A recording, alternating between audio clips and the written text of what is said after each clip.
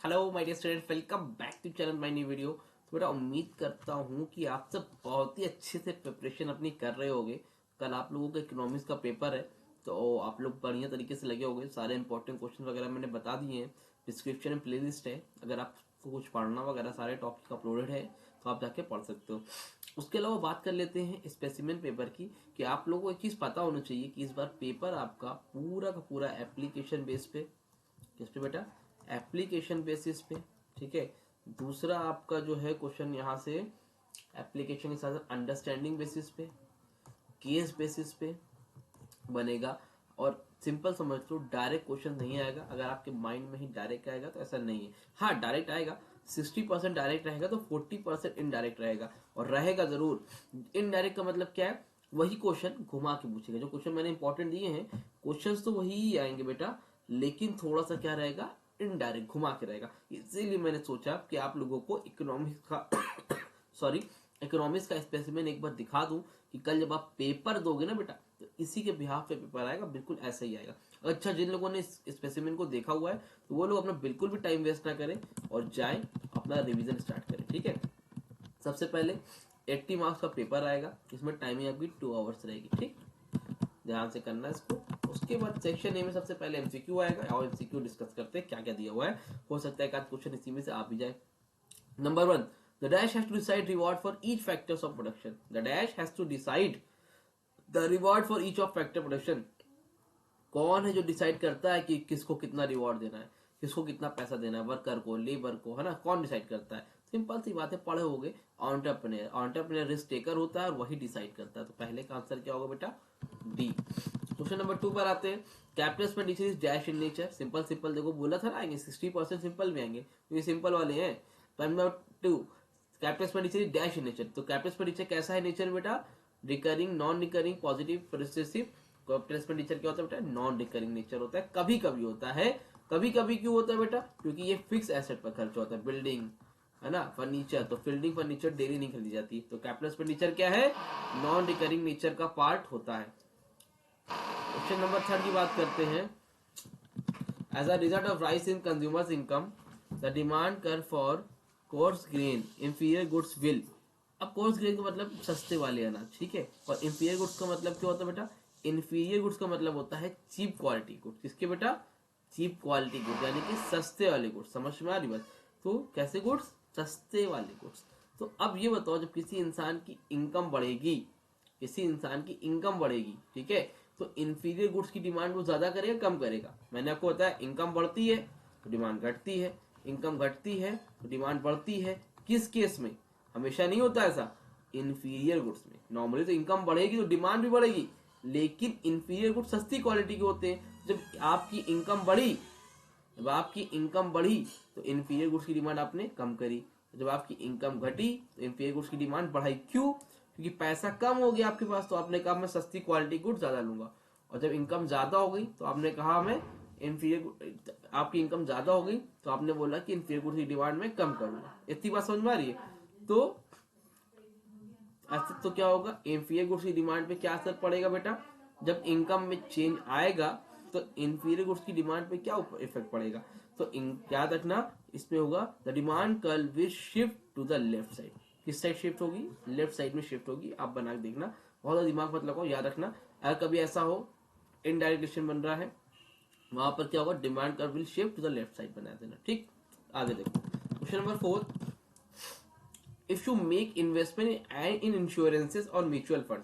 अगर आप इन्वेस्टमेंट करते हो, पैसा बचा के इन्वेस्ट करते हो इंश्योरेंस या म्यूचुअल फंड में, then it will be called as dash type of capital. तो किस में जाएगा? इन्वेस्टमेंट कर रहे हो तो वो इन्वेस्टमेंट में जाएगा? नहीं। कहां पर इन्वेस्ट कर रहे हो? वहां पर पैसा आपका डबल नहीं होगा।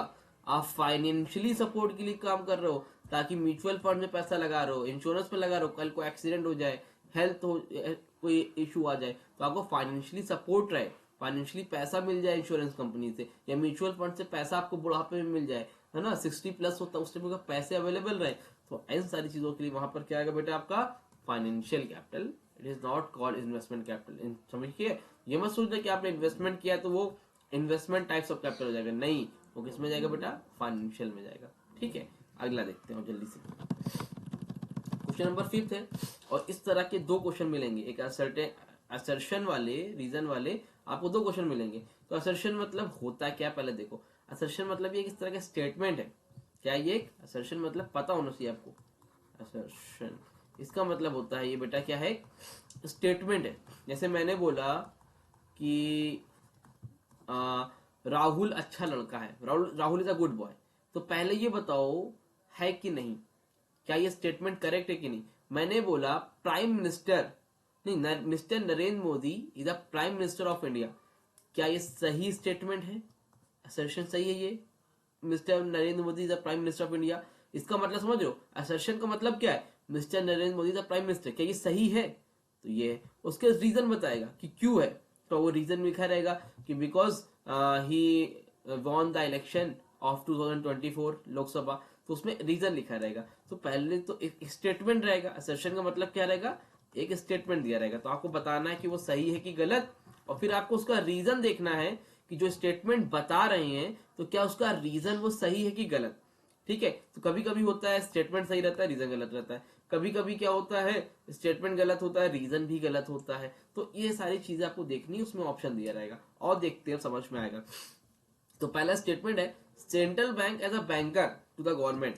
सेंट्रल बैंक एक बैंकर है किसका, गवर्नमेंट का। ठीक है, गवर्नमेंट का बैंक होता है। Work as a custodian of foreign exchange reserve, work करता है as a custodian of foreign exchange reserve. ठीक है, तो वर्क करता है भाई, तो फॉरेन एक्सचेंज रिजर्व को रखने का काम करता है कि नहीं करता। तो सेंट्रल बैंक क्या है, गवर्नमेंट का बैंक है, और साथ ही साथ क्या करता है, दूसरी कंट्री की करेंसी को रिजर्व रखने का भी काम करता है।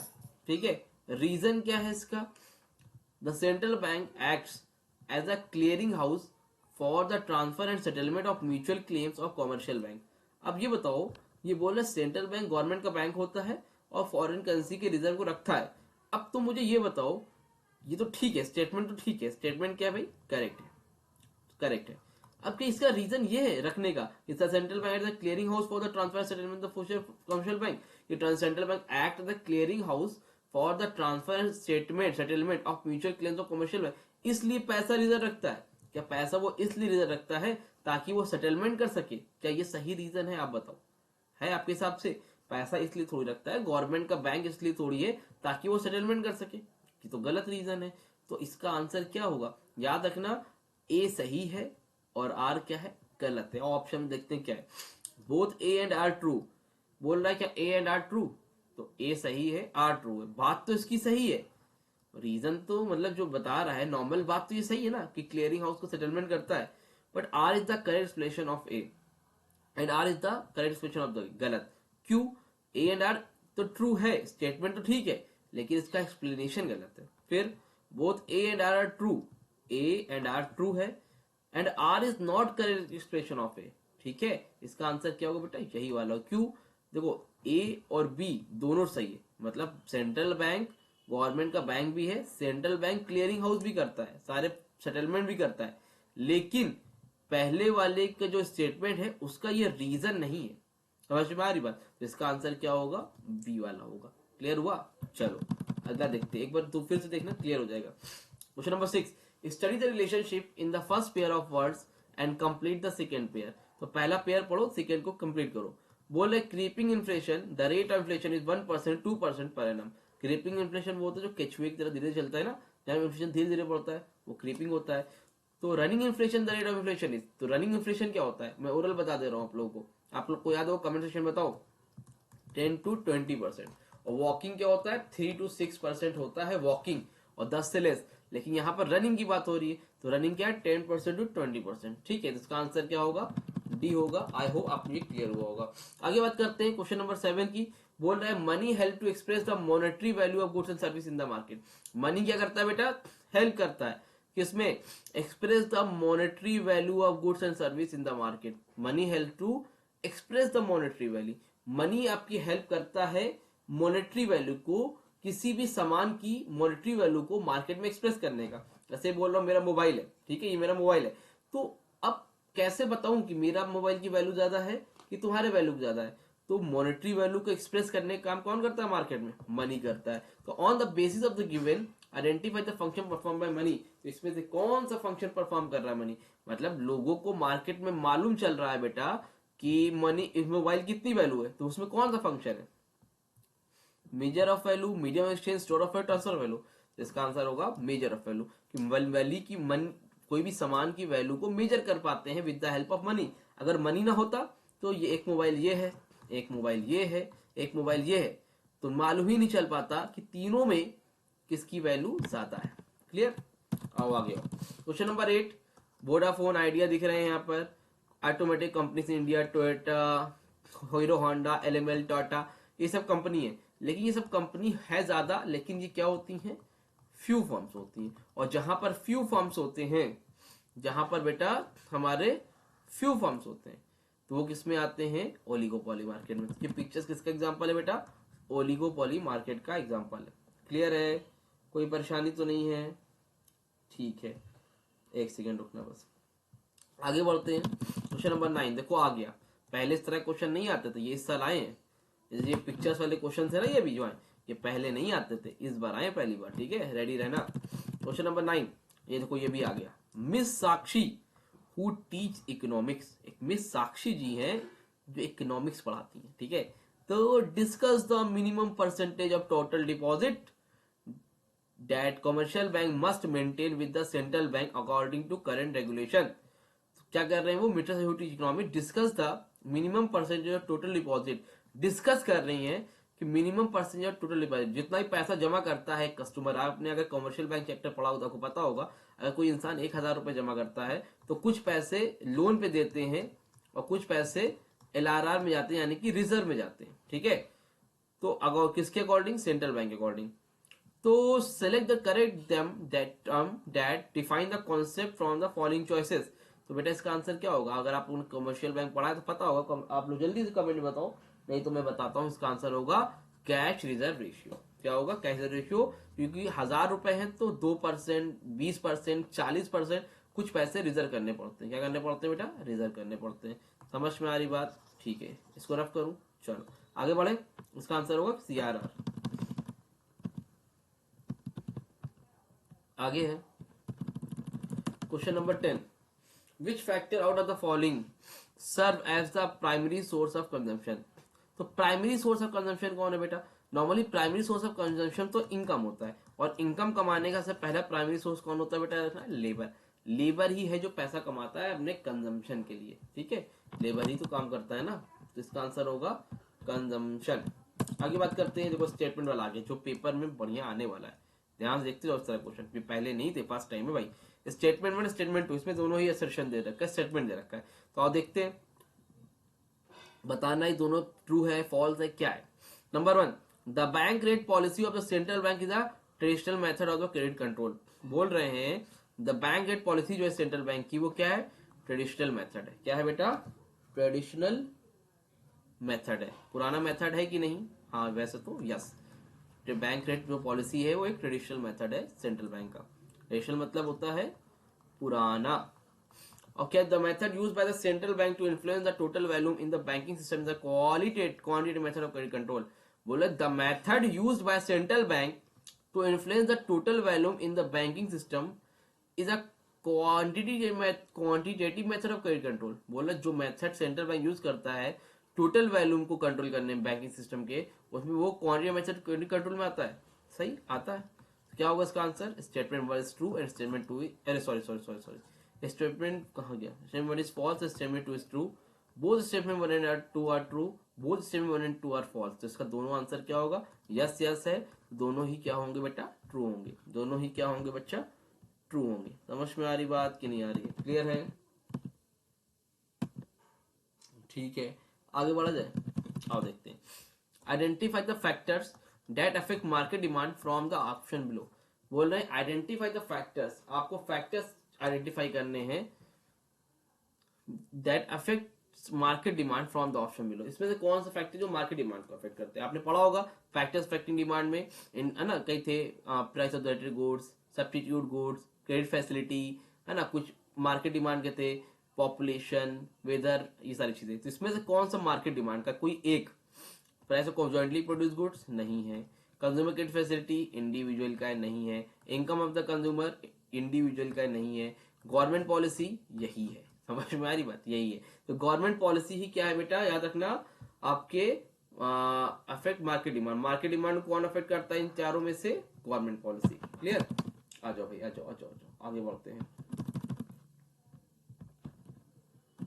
वो आगे बोल रहे हैं, in perfect competition the sellers are selling. बोले परफेक्ट कॉम्पिटिशन मार्केट में sellers are selling dash product. Perfect competition market सब लोग कैसे प्रोडक्ट बेचते हैं? आइडेंटिकल। यार इसमें पढ़ना की जरूरत भी नहीं है, सब आइडेंटिकल यानी कि होमोजीनियस प्रोडक्ट बेचते हैं, सेम तरह के प्रोडक्ट होते हैं। ठीक।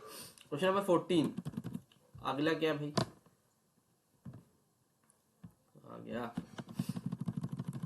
During barter system exchange the rate of exchange was arbitrarily fixed that resulted from the during barter exchange rate during barter exchange the rate of exchange was arbitrarily fixed। क्या चीज है, किसमें fix होता था भाई? Lack of common measure value, lack of divisibility, problem storing wealth और problem of deferred payment. तो इसकी सबसे बड़ी प्रॉब्लम क्या थी? इसका आंसर है lack of common measure of value. तो बार्टर एक्सचेंज में हम लोग चीजें फिक्स रहती थी, तो हम लोग उसकी कॉमन मेजर वैल्यू नहीं निकाल पाते थे। क्या निकाल पाते थे बेटा? कॉमन मेजर वैल्यू नहीं निकाल पाते थे। इतनी बात समझ में आ रही है कि नहीं आ रही है? समझ में आ रही है, ठीक है। क्यों? क्योंकि बार्टर सिस्टम में चीजों को मेजर करना दिक्कत होता था। उसके बाद क्या है 15 Indian farmers are as an example of types of labour. कैसे example Indian farmers? Process based, monopoly, product based, complex based. अगर आपने पढ़ा हो तो इसका आंसर होगा प्रोडक्ट बेस्ड। ठीक।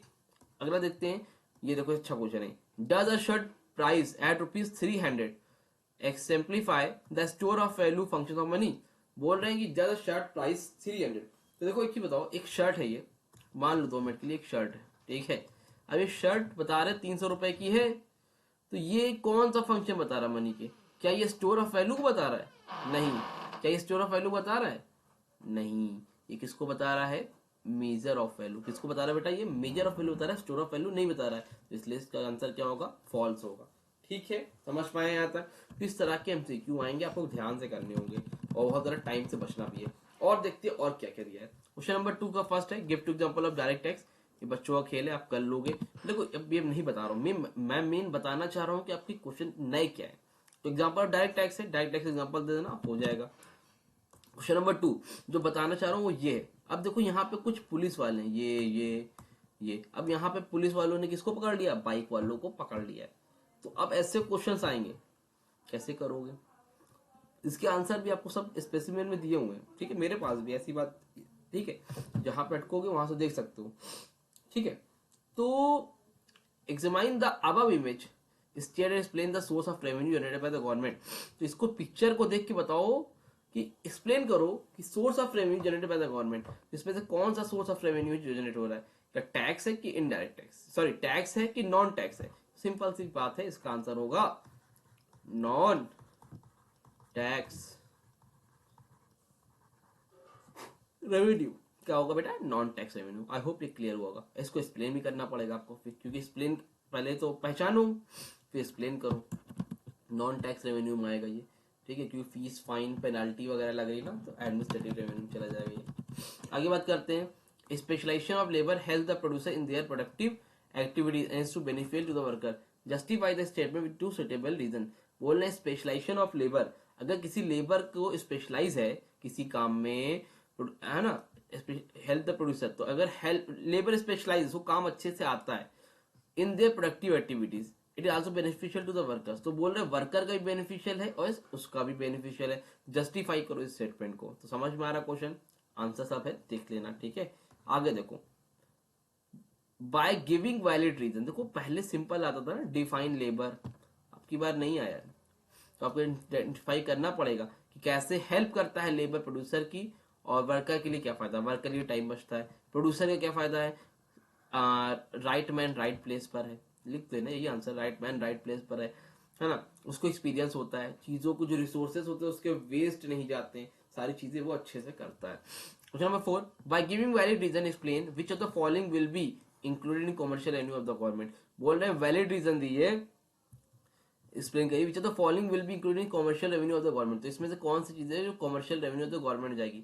एक तो मिस्टर शाह है, और पढ़ते हैं बताओ कॉमर्शियल रेवेन्यू क्या जाएगा। पहले देखो एक डायरेक्ट टैक्स है, सॉरी एक टैक्स रेवेन्यू है, एक नॉन टैक्स रेवेन्यू, एक टैक्स रेवेन्यू है और एक नॉन टैक्स रेवेन्यू है। अब टैक्स रेवेन्यू में तो डायरेक्ट टैक्स इनडायरेक्ट टैक्स आ गए, नॉन टैक्स में एडमिनिस्ट्रेटिव रेवेन्यू आता है, कौन सा, एडमिनिस्ट्रेटिव और कॉमर्शियल। तो अब बताओ इसमें से कॉमर्शियल है कि एडमिनिस्ट्रेटिव है। आप लोगों ने पढ़ा है कॉमर्शियल रेवेन्यू में पोस्टेज, टोल, रेलवे चार्जेस, ये सब कॉमर्शियल में जाते हैं। एडमिनिस्ट्रेटिव में क्या जाते हैं, है ना, वो सारी चीजें जाते हैं। एडमिनिस्ट्रेटिव में और कॉमर्शियल में डिफरेंस है, तो इसको अच्छे से देख लेना, अगर नहीं पहचान पाओगे तो गड़बड़ हो जाएगी। तो देखो mister Shah paying licence fees for registration for his motor vehicle. तो मिस्टर शाह क्या कर रहे हैं, लाइसेंस फीस के लिए पैसा दे रहे हैं। तो लाइसेंस फीस के लिए दे रहे हैं, तो कॉमर्शियल का पार्ट नहीं है ये एडमिनिस्ट्रेटिव का है। किसका है ये, एडमिनिस्ट्रेटिव का है। ठीक है, fees, licence fees, gift, grants, ये सब किस में जाएगा, एडमिनिस्ट्रेटिव में। Irrigation charges paid by mister Shah the farmer, mister Shah the farmer service के चार्जेस दे रहे हैं गवर्नमेंट को, तो ये होगा आपका क्या, कॉमर्शियल रेवेन्यू। ठीक है, क्यों होगा भाई, क्योंकि यहाँ पे सर्विसेज के पेमेंट कर रहे हैं कौन, मिस्टर शाह। तो ये क्वेश्चन इस तरह के भाई आने वाले हैं। क्वेश्चन नंबर 3 में डिफाइन द टर्म डिमांड है, कर लोगे। In the realm of economic development how does the role of entrepreneur impact the overall growth and stability of a nation. बहुत अच्छा क्वेश्चन है ये, 2 नंबर में दिया है, मुझे तो लग रहा है 5 नंबर में आएगा कि क्या रोल होता है इकोनॉमिक डेवलपमेंट में एक एंटरप्रेन्योर का। बता देता हूँ, देखो एम्प्लॉयमेंट जनरेट करता है, जनरेशन ऑफ एम्प्लॉयमेंट, ओरल बोल रहा सुन लो। बैलेंस रीजनल डेवलपमेंट, हर स्टेट में बैलेंस रखता है। Less dependence of other countries, other country भी डिपेंडेंट नहीं होते। Mobilisation of saving, increase in output, output बढ़ता है, सेविंग मोबिलाइज होती है, ये सारी चीजें आती है किसमें, इकोनॉमिक ग्रोथ में हेल्प होता है, करता है कौन, एंटरप्रेन्योर। आपको तो 2 ही लिखने हैं, तो एनी 2 लिख देना, 5 नंबर का आएगा तो वहां पर ध्यान देना।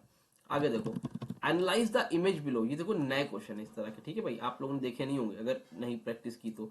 Analyse the image below and identify the factors of production and explain any one characteristics of the same. तो इसमें से पहचान करो पहले ही कौन सा फैक्टर प्रोडक्शन है, पैसा भैया, कैपिटल है। अब ये जो मशीन दिख रही है वो भी क्या है, कैपिटल ही आएगा, चाहे मशीन है और ये पैसे हैं, तो ये किस में जाएगा, कौन सा फैक्टर प्रोडक्शन बेटा, ये कैपिटल है। अब इसकी एक कैरेक्टरिस्टिक, एक फीचर्स लिख देना, काम हो जाएगा। कैपिटल में क्या है, ये एक्टिव फैक्टर नहीं होता है, कैसा फैक्टर होता है बेटा, ये आपका पैसिव फैक्टर है। कैसा फैक्टर है, पैसिव फैक्टर होता है। ठीक है, ठीक, उसके बाद कोई दिक्कत नहीं है। हाउ, अगला क्वेश्चन है, कहाँ गया भाई ये, how is fix deposit different from saving deposit. अब बोल रहे फिक्स डिपॉजिट सेविंग डिपॉजिट से कैसे डिफरेंट होता है, कोई बताने की चीज है, ये आप लोग खुद बताओगे भाई, बता लोगे ना, ये नहीं बता पाओगे। फिक्स डिपॉजिट में क्या होता है, इंटरेस्ट रेट हाई होता है, सेविंग डिपॉजिट में इंटरेस्ट कम होता है। क्यों कम होता है, बिकॉज फिक्स डिपॉजिट क्या होता है, फिक्स पीरियड के लिए डिपॉजिट हो जाता है, जबकि सेविंग डिपॉजिट आप क्या कर सकते हो, विड्रॉ कर सकते हो at any time. Fix deposit saving purpose होता है, और जो यहाँ पर सेविंग डिपॉजिट होता है वो एक सिक्योर आपके अंदर हैबिट डालता है सेविंग करने की। ठीक है भाई, एक सेकेंड, ठीक है, अब आगे बढ़ते हैं। चलिए क्वेश्चन नंबर 4 है,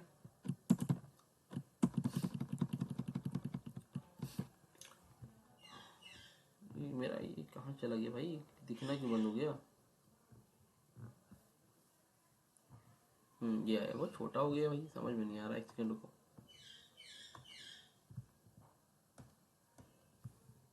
ठीक है, आगे है justify the following statement with any 2 valid arguments in a perfect competition market structure and individual firm does not have any role determining price. बोल रहे जस्टिफाई करिए स्टेटमेंट को, in a perfect competition market structure and individual firm does not have any role in determining price.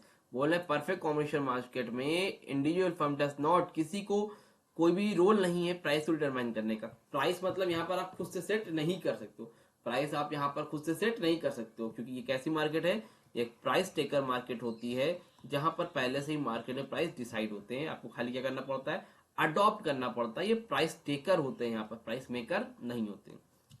Last जो demand, अरे sorry, explain the term, इसको explain कर लोगे। ठीक है, आगे बात करते हैं question number 3। Ram an employ and Shyam are elderly citizen was travelling by the from Delhi to Chennai separately. देखो अच्छा क्वेश्चन है, राम एक एम्प्लॉय है and Shyam are elderly citizen. राम कौन है, एक एल्डरली मतलब बूढ़े सिटीजन है, वॉज ट्रेवलिंग बाय ट्रेन, किससे ट्रेवलिंग कर रहे हैं बेटा, ट्रेन से, from Delhi to Chennai, separately अलग अलग जा रहे हैं। However the cost of their ticket is different, दोनों का कॉस्ट अलग है टिकट का, दोनों लोग सेम ट्रेन से जा रहे हैं, एक ही जगह जा रहे हैं, लेकिन दोनों का प्राइस क्या अलग है, क्यों अलग है, सोचो बताओ कौन सी मार्केट में, जल्दी बताओ, मोनोपोली मार्केट में। क्यों, मोनोपोली मार्केट में क्या होता है, प्राइस मेकर होता है और वहां पर प्राइस डिसाइड होता है, ठीक है। Give reason for the railway charging different prices to different customers, तो कौन सी रीजन है बेटा, इसका रीजन है बेटा मोनोपोली मार्केट। मोनोपोली मार्केट में प्राइस क्या होते हैं बेटा, डिफरेंट होते हैं, क्या होते हैं, प्राइस डिफरेंट होते हैं। और रीजन क्या है इसका, प्राइस डिस्क्रिमिनेशन, क्या है बेटा इसका reason, price discrimination. That mean ये कहना चाह रहे हैं कि जहां पर जो प्राइस सेट होते हैं ना, वो टोटल जो प्राइस सेट किए जाते हैं भाई साहब, वो किसके हिसाब से सेट किए जाते हैं, मोनोपोली मार्केट में अपने हिसाब से, जो प्राइस मेकर होते हैं, ठीक। Under what condition does the supply goods exhibit unity elasticity, कौन सी कंडीशन में सप्लाई हमारी यूनिट इलास्टिसिटी हो, यूनिट इलास्टिसिटी मतलब जब प्राइस और सप्लाई में इक्वल चेंज होगा, जैसे प्राइस में 10 का चेंज, सप्लाई भी 10 का चेंज, प्राइस 10 से 20 हुआ, सप्लाई भी 10 से 20 हुई, जब दोनों में इक्वल चेंज होगा तो वहां पर क्या होगा बेटा, यूनिटरी इलास्टिसिटी होगी, क्या होगी, यूनिटरी इलास्टिसिटी होगी। आई होप आपको ये क्लियर हुआ होगा।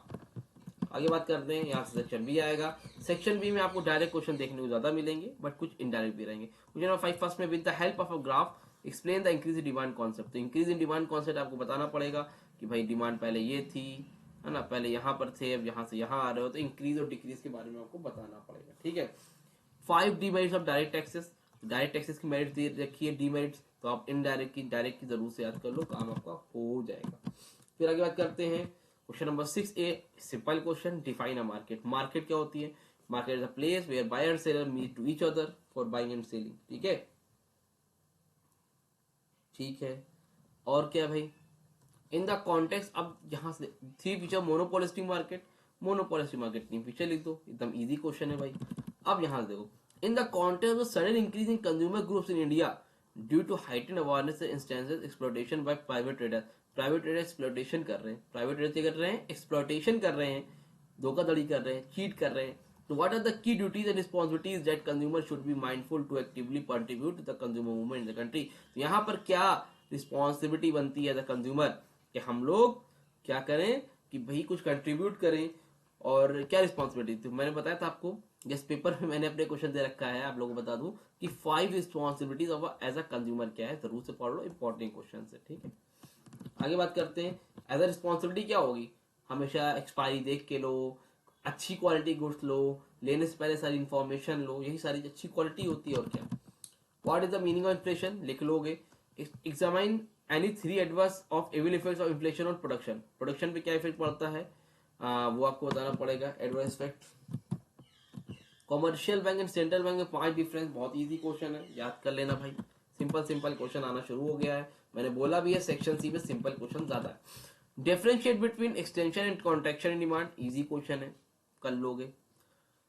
State the law of supply, explaining 3 factors affecting elasticity supply, law of supply क्या होता है, explain 3 factors affecting elasticity of supply, factors affecting बताने, सप्लाई का दिया है तो डिमांड का भी पढ़ के जाना, पेपर में आने के चांसेस रहेंगे भैया, ठीक है।